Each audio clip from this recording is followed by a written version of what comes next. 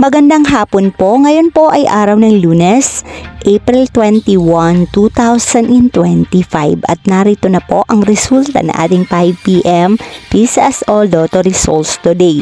At para po sa draw natin ngayon ay ang 3D Lotto at ang 2D Lotto. At para po sa Lotto More updates, pasubscribe na lang din po ako sa aking channel at pahit na din ang notification bell.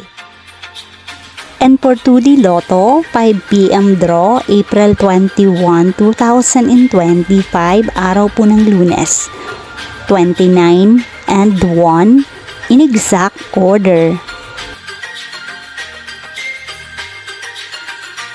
And for 3D Lotto, 5 p.m. draw, 8, 6, and 7 in exact order.